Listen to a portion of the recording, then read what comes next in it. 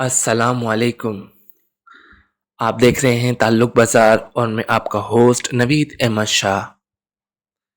آج میں آپ کے ساتھ ایک ایسی سٹوری شیئر کرنے جا رہا ہوں جسے سن کر آپ کا دل بھر آئے گا اور آپ کا ایمان تازہ ہو جائے گا۔ تو آئیے شروع کرتے ہیں۔ یہ 6 یا 7ویں جماعت کا کمرہ تھا اور میں کسی اور ٹیچر کی جگہ کلاس لینے چلا گیا۔ تھکن کے باوجود کامیابی کے موضوع پر طلباء کو لیکچر دیا، پھر ہر ایک سے سوال کیا، ہاں جی تم نے کیا بننا ہے؟ ہاں جی آپ کیا بنو گے؟ ہاں جی آپ کا کیا ارادہ ہے، کیا منزل ہے؟ سب طلباء کے ملتے جلتے جواب تھے، doctor, engineer, police, pilot, business man. لیکن ایسے لیکچر کے بعد یہ میرا روٹین کا سوال تھا اور بچوں کے روٹین کے جواب جن کو سننا کانوں کو بھلا اور دل کو خوشگوار لگتا تھا، لیکن ایک جواب آج بھی دوبارہ سننے کو نہ ملا تو کان تو اس کو سننے کے متلاشی تھے مگر روح بھی بے چین تھی۔ اینک لگائے بیٹھا خاموش گمسم بچہ جس کو میں نے بلند آواز سے پکار کر اس کی سوچوں کا تسلسل توڑا، ہیلو اے میرے شہزادے، آپ نے کیا بننا ہے؟ آپ بھی بتا دو، کیا آپ سر سے ناراض ہیں؟ بچہ آہستہ سے کھڑا ہوا اور کہا، سر میں نور الدین زنگی بنوں گا۔ میری حیرت کو انتہا نہ رہی اور کلاس کے دیگر بچے ہنسنے لگے۔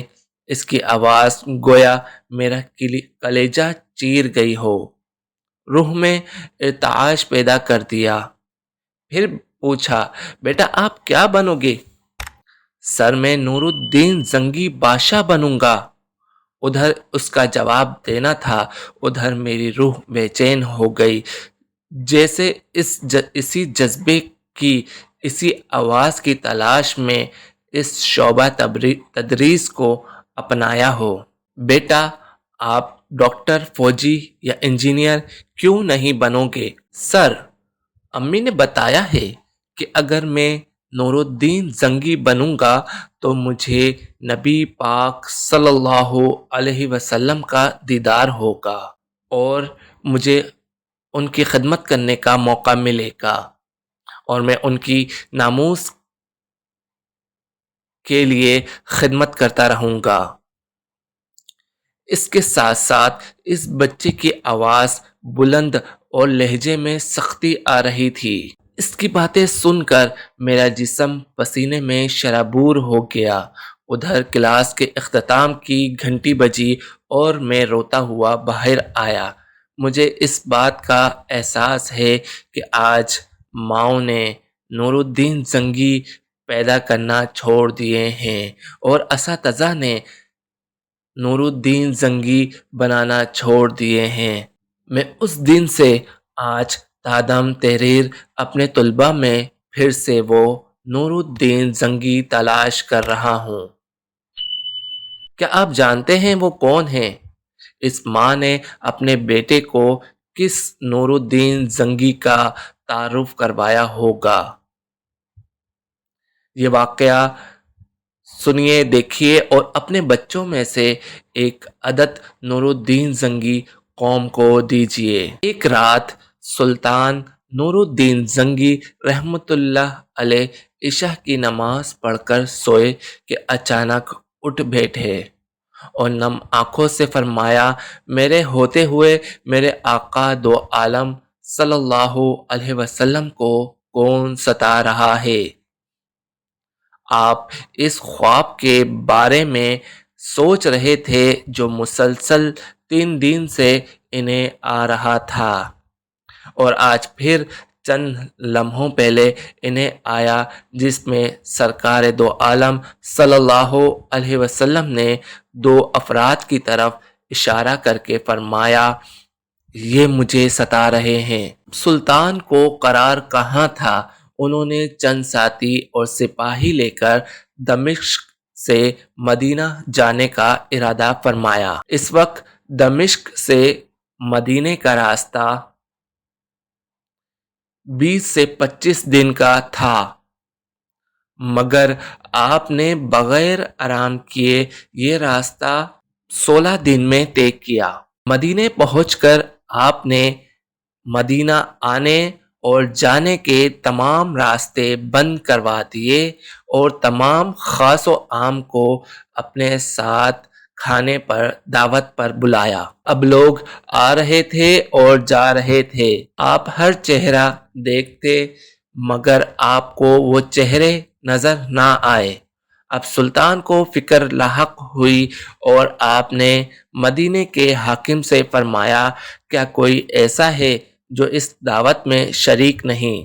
جواب ملا، مدینے میں رہنے والوں میں سے کوئی نہیں مگر 2 مغربی زائر ہیں جو روضہ رسول صلی اللہ علیہ وسلم کے قریب ایک مکان میں رہتے ہیں، تمام دن عبادت کرتے ہیں اور شام کو جنت البقیع میں لوگوں کو پانی پلاتے ہیں، جو عرصہ دراز سے مدینے میں مقیم ہیں۔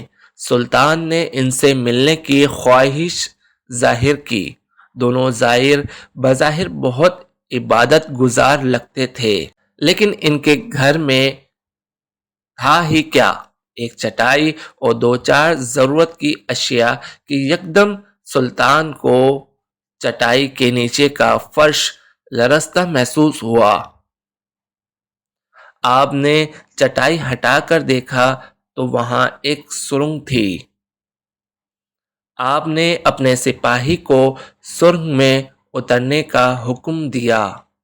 وہ سرنگ میں داخل ہوئے اور واپس آ کر بتایا کہ یہ سرنگ نبی کریم صلی اللہ علیہ وسلم کی قبر مبارک کی طرف جاتی ہے۔ یہ سن کر سلطان کے چہرے پر غیظ و غضب کی کیفیت طاری ہو گئی۔ آپ نے دونوں زائرین سے پوچھا کہ سچ بتاؤ کہ تم کون ہو؟ حیل و حجت کے بعد انہوں نے بتایا کہ وہ یہودی ہیں اور اپنی قوم کی طرف سے تمہارے پیغمبر کے جسم اقدس کو چوری کرنے پر مامور کیے گئے ہیں۔ سلطان یہ سن کر رونے لگے۔ اسی وقت ان دونوں کی گردنیں اڑا دی گئیں۔ سلطان روتے جاتے اور فرماتے جاتے کہ میرا نصیب کہ پوری دنیا میں سے اس خدمت کے لیے اس غلام کو چنا گیا۔ اس ناپاک سازش کے بعد ضروری تھا کہ ایسی تمام سازشوں کا ہمیشہ کے لیے خاتمہ کیا جائے۔ سلطان نے معمار بلائے اور قبر اقدس کے چاروں طرف خندق کھودنے کا حکم دیا، یہاں تک کہ پانی نکل آئے۔ سلطان کے حکم سے اس خندق میں پگھلا ہوا سیسا بھر دیا گیا۔ باز کے نزدیک سلطان کو سرنگ میں داخل ہو کر قبر انور پر حاضر ہو کر قدمین شریفین کو چومنے کی سعادت بھی نصیب ہوئی۔ ویڈیو لمبی ضرور ہے مگر آپ کو پسند آئے تو عشق آقا کے واسطے اسے لائک کریں، شیئر کریں اور ہمارے چینل کو سبسکرائب کرنا نہ بھولیں تاکہ اسی طرح کی اور ویڈیوز بھی آپ کو سب سے پہلے نوٹیفیکیشن کے ذریعے ملتی رہیں۔ اپنا خیال رکھے گا، نیکسٹ ویڈیو میں پھر حاضر ہوں گے۔ اللہ حافظ۔